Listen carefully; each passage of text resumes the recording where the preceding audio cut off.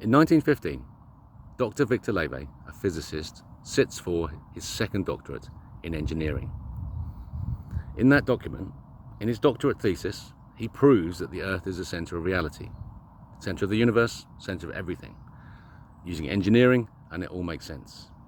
In 1915, Einstein's general relativity was released to us, and Einstein solves nothing. It's a concept that doesn't work. Time dilation falls apart. Explains nothing. Life is full of weird mysteries when you stand on Einstein. And Einstein stands on, in 1927, Werner Heisenberg and Max Born declared that quantum was a closed theory. We weren't allowed to look at it. And so we're stuck with Einstein and Heisenberg's uncertainty principle. So let's go back to 1915 and let's rewrite history with this document on the table instead. So who is Dr. Viktor Lewe? He was born in 1881 in Lüningen. He's the middle of 5 boys, and there are 6 children. The youngest they have a young baby in the family, Lisette. Viktor studies physics, and in 1906 he achieves his physics doctorate. Sudden fixations in a rigid body. He's working on Euler's rigid body axis theorem and looking at greatest mass moment and intermediate axis theorem. He studies under Alexander von Brill. And Alexander von Brill is a key player here. In 1889, Max Planck passed his doctorate under Alexander von Brill, and the world of quantum was discovered. This quanta of energy, the packets of energy, that was Max Planck at that time. And in 1906, it's Lewe. Now, if you look under Wikidata, you'll see the name of Viktor Lewe. If you look under Wikidata for Alexander von Brill and you look up his students, you'll find Dr. Viktor Lewe there. In 1906, he was the best student. There's no other students from 1906 listed, and as far as I can tell, that's the best student per year in that list. So Dr. Viktor Lewe is the best student of the year, studying Euler's rigid body axis theorem. Now, he doesn't stay in physics. He leaves physics and becomes a consulting engineer. We find him in his earlier career. We know, he tells us that he was working for Junkers, building aeroplanes, working on the corrugated aeroplane. Lewe is strength of materials. What he's done is he's discovered something about how you can manipulate physics, manipulate things at atomic level using the physics skills of Euler, and use them to manipulate actual materials to create additional strength.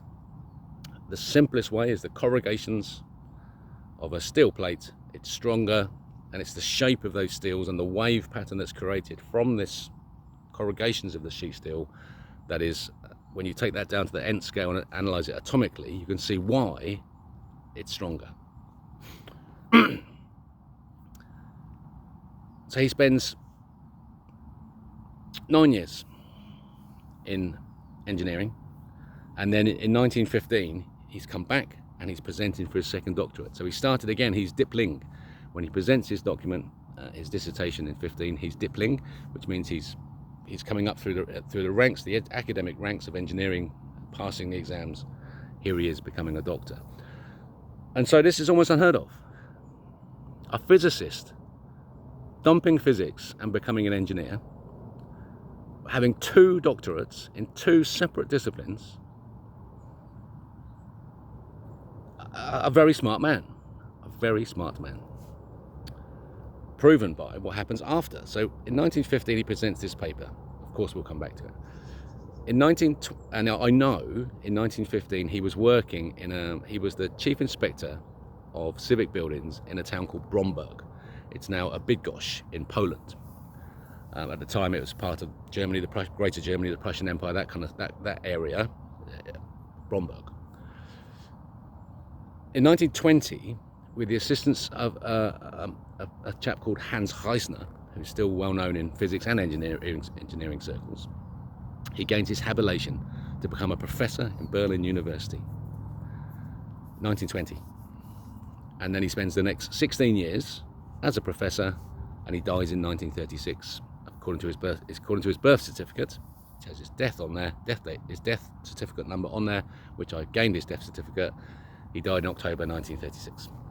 Now, So 16 years as an engineering professor in the Strength and Materials Department of Berlin University.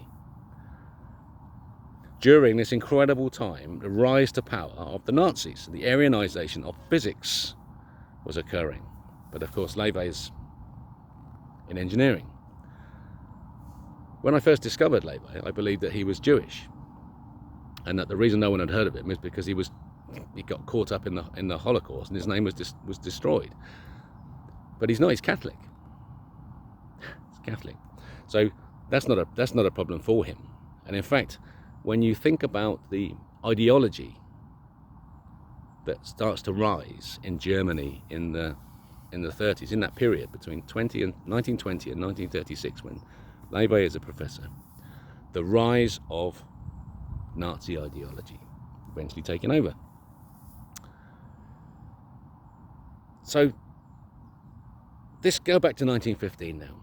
We can see historical documents that Lewe is a very smart man, doing something unprecedented almost with his second doctorate, and no one's ever heard of him. And this is why, because they're lying to you. From that moment, think about this. If in 1915 you were part of an elite group of people and you had discovered the Earth as the center of the universe, in that discovery, it's not just a fact. You learn everything, and you learn about societal control.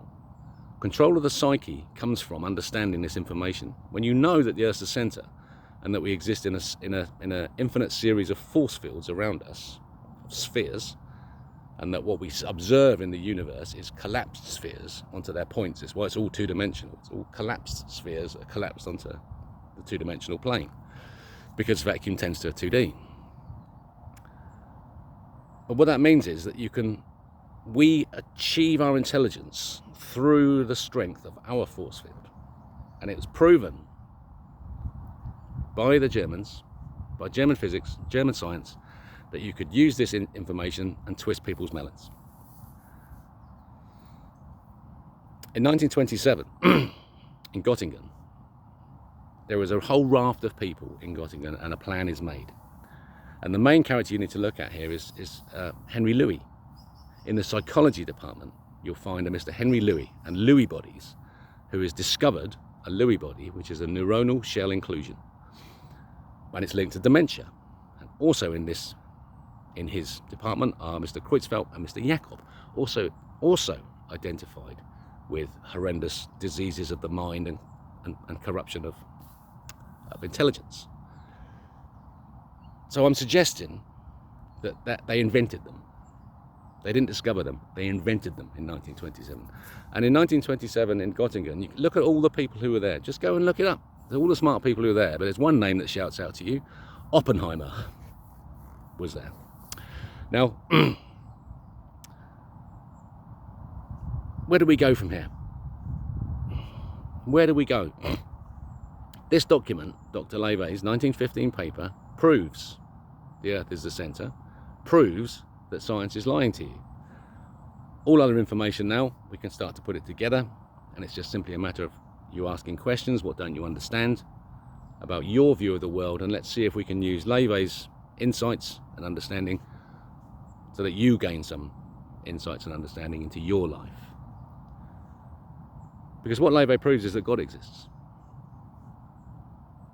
and that love is all there is, and that the way to live is through forgiveness and oneness. Left and right, no, there's none. There's only oneness. And we, collectively, are going to live as one when we live as love. So the words of Christ must be held to your heart. Love your God above all else. Love your neighbor as your God. And we build a new world. Because if you have certainty that you know you've been lied to, that this mess that's in your mind is not you, it's been placed there, you can stand above it. You can hold some new information and go, tell us about Dr. Lewe, please, science. What's this? You knew the Earth was the center of the universe? Tusk. You should have told us at the time. So that's my introduction. If anyone has any questions, and I'm sure you do, I did my best to answer them. Good luck. But just listening to this information, you've already stepped into the new world. And the new world begins here in Britain. Watch us rise. Because the future has an English accent. Right. Any questions?